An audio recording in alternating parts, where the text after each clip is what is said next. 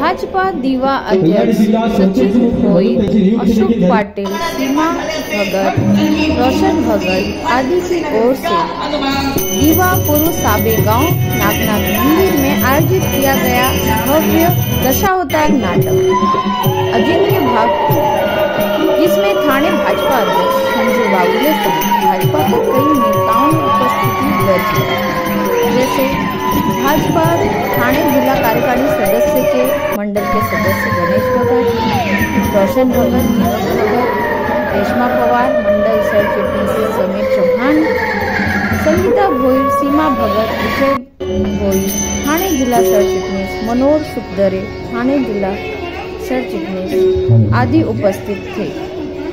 इस दौरान सचिन भोईर, विजय भोईर ने आयोजकों का, कार्यकर्ताओं का, मेहमानों का जमकर स्वागत किया। इसके साथ ही पूरी दिवाकरों को नाटक का लुत्फ उठाने का अवसर मिला।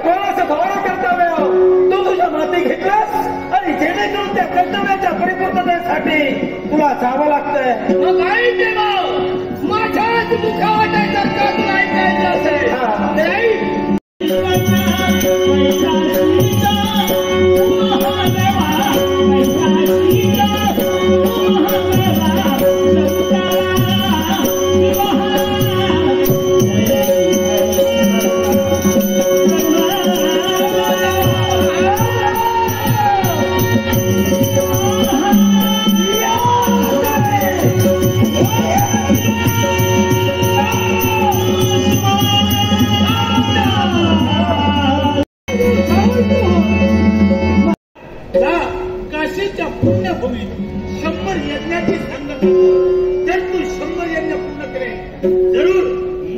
असा मार्ग प्राप्त होईल.